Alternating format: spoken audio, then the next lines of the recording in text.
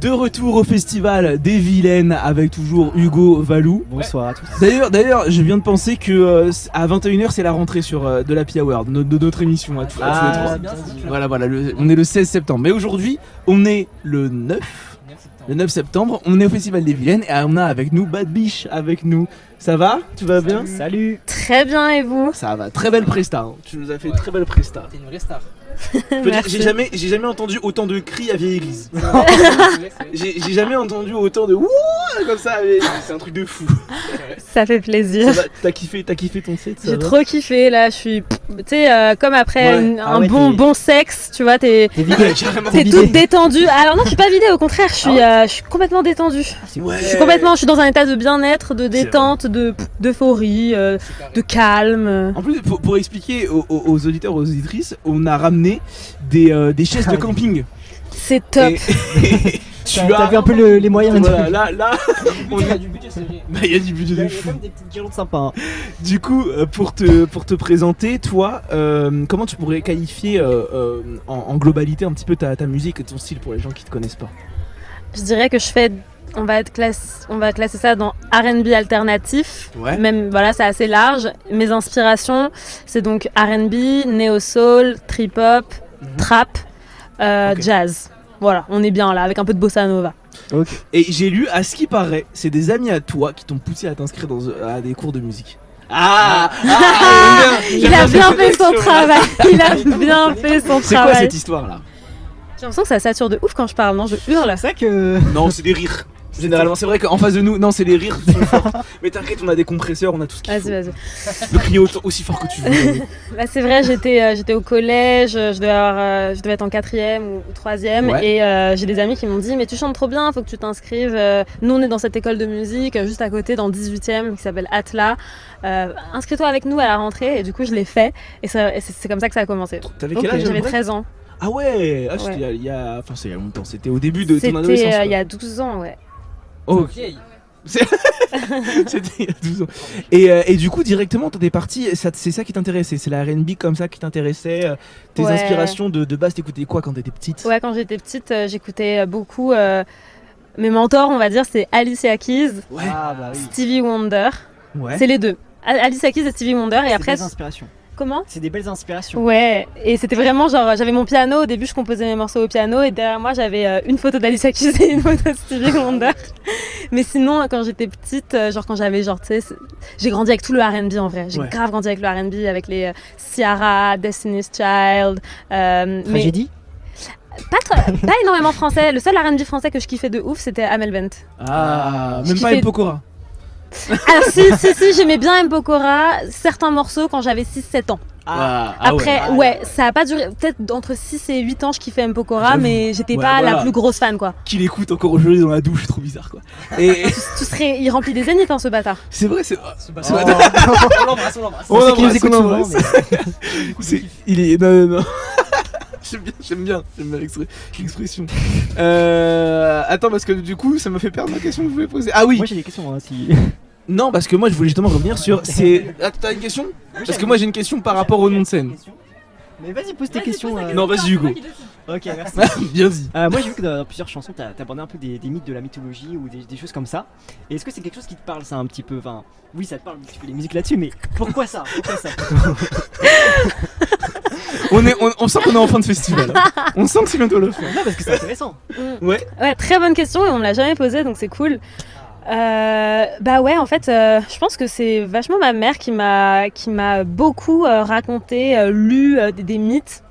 Quand j'étais enfant, de toutes les mythologies, beaucoup grecques, mais un peu de mythologie du monde entier, et du coup c'est quelque chose qui est un peu ancré dans la manière dont je me suis construite. Aussi moi j'aime beaucoup tout ce qui est heroic fantasy, tu vois, moi ma série préférée de tous les temps, c'est Buffy contre les vampires. Et Buffy, je sais pas s'il y a des geeks ici qui ont digué Buffy ou pas.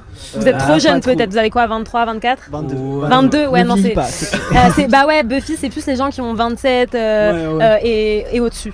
Mais moi j'ai 25, j'ai eu la chance de tomber dessus quand j'étais petite, et franchement ça reprend plein de mythes. Ça fait des crossovers de mythes, ça fait des mélanges et tout, Bon voilà, Heroic Fantasy, les mythes, toute la magie, tout ça c'est quelque chose qui me parle énormément, quelque chose qui fait partie de ma vie aussi.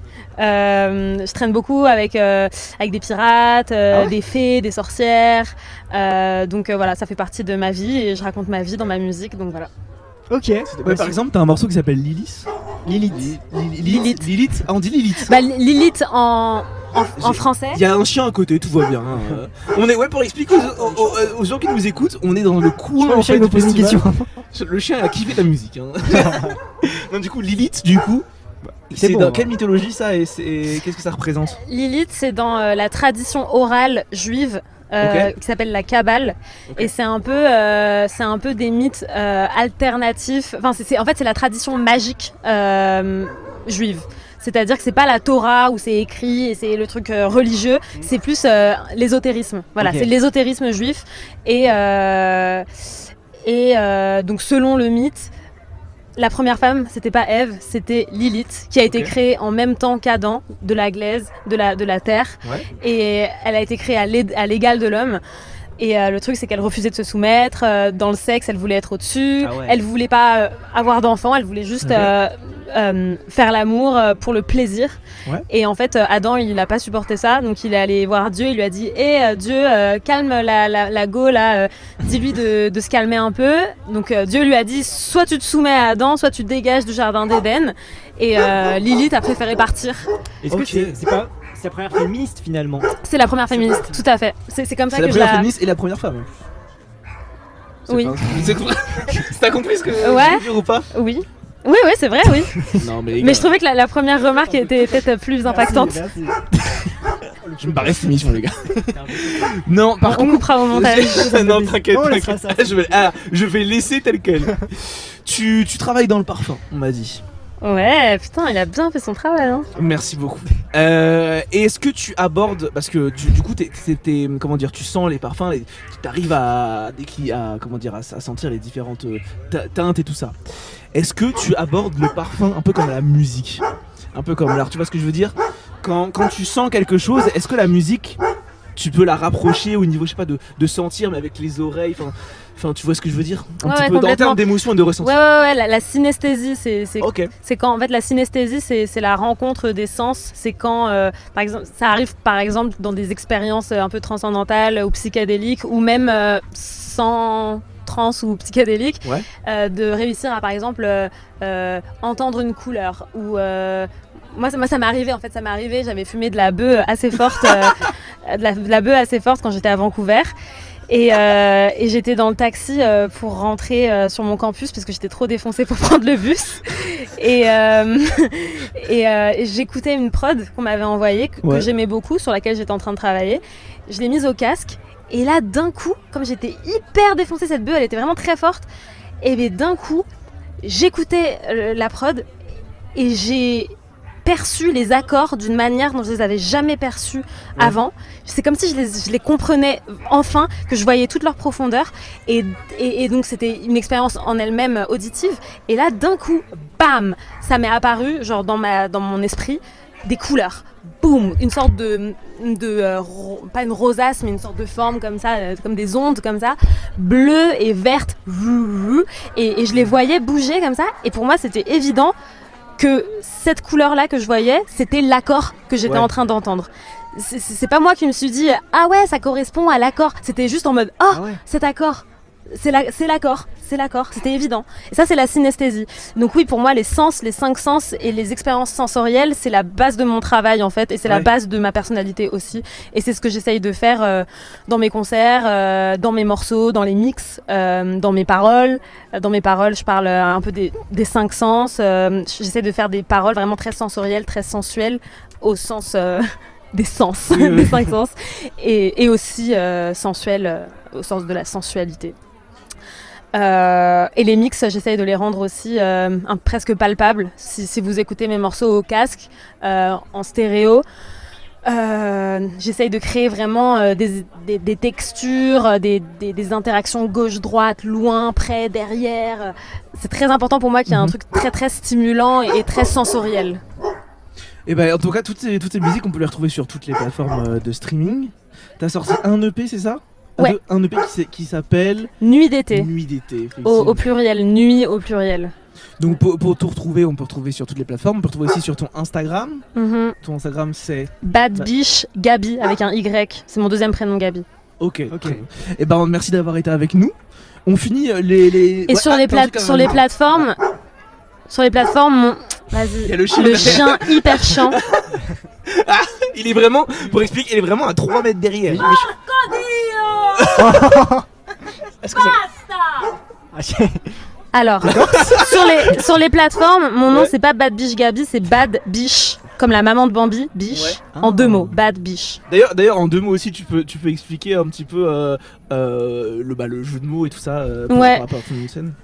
L'idée c'était il y a quelques années quand je devais me trouver un nom de scène. À l'époque, j'avais une énergie assez revendicative. Enfin, je suis féministe, mais à l'époque mon féminisme était un peu plus vénère, on va dire. Ouais. J'avais beaucoup de colère en moi, j'en ai toujours, mais elle s'exprime autrement. Et on me disait beaucoup que j'étais une bad bitch, tu vois. Et j'étais en mode oui, je suis une bad bitch. Mais je suis pas que ça. Oui, c'est réducteur un peu de résumer quelqu'un à ça. Exactement, genre en fait je me reconnaissais pas dans ça seulement, c'était une partie de moi, mais il y a autre chose, il y a cette douceur et cette sensualité justement. Et du coup, à un moment, je sais pas, ça m'est venu Bad Biche, et je me suis dit c'est vraiment l'association de la puissance et de la douceur. Donc c'est ça.